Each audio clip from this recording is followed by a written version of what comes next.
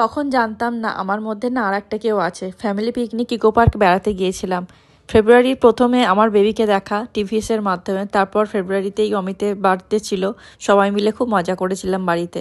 3rd month থেকে exercise করা শুরু করেছিলাম, অবশ্যই ডাক্তারের পারমিশন নিয়ে। যেহেতু আমি আগে থেকেই এক্সারসাইজ রেগুলারলি করতাম, তাই কোনো প্রবলেম হয়নি। এপ্রিল মাসে বাড়িতে পয়লা বৈশাখের পুজো ছিল। দেন মে মাসে আমার একটা ছোট্ট স্বাদের অনুষ্ঠান ছিল, যেটাকে পঞ্চামৃত স্বাদ ভক্ষণ বলে। দেন মে মাসে আমরা গিয়েছিলাম ননদের বিয়েতে। জুন মাসে ছিল আমার স্বাদের একটা ছোট্ট অনুষ্ঠান মামি শাশুড়ির বাড়িতে। জুলাই মাসে ডাক্তারের চেক আপে গিয়েছিলাম অমিতের সাথে। যেহেতু ডাক্তারের চেক আপে অমিতের সাথে যাওয়া হতো না, আমার শাশুড়িমাই আমার সাথে যেত বেশিরভাগ সময়টা। অগস্ট মাসে দিদিরা আমাকে একটা ছোট্ট স্বাদ দিয়েছিল বাড়ি থেকে। তারপর আমার 9 মান্থে শ্বশুরবাড়ির স্বাদের অনুষ্ঠান হয়। দেন KFCতে আমি খেতে গিয়েছিলাম, আমার একটা লাস্ট ইচ্ছা ছিল, সেটাও পূরণ করেছিলাম।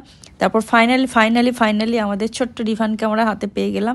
এই আনন্দটা তো বলে বোঝানোর মতোই নয়। প্রথম থেকেই প্রেগনেন্সি জার্নিটা আমার ভীষণই ভালো ছিল, খুব আনন্দের সাথে কাটিয়েছি, পুরো প্রেগনেন্সিটাকে খুব এনজয় করেছি।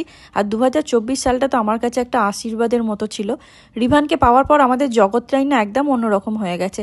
একটা ছোট্ট বেবিকে সারা দিন রাত কাছে পাওয়ার আনন্দই অন্যরকম। আজ 2024 শেষ, কিন্তু আশা করব আগামীকাল 2025 থেকে ছোট্ট রিভানকে নিয়ে আমরা আরো সুন্দর সুন্দর মেমোরিজ বানাবো আর তোমাদের সাথে শেয়ার করব। সকলকে নিউ ইয়ারের অনেক শুভেচ্ছা, আর নতুন মায়েদের জন্য রইল অনেক অনেক শুভকামনা।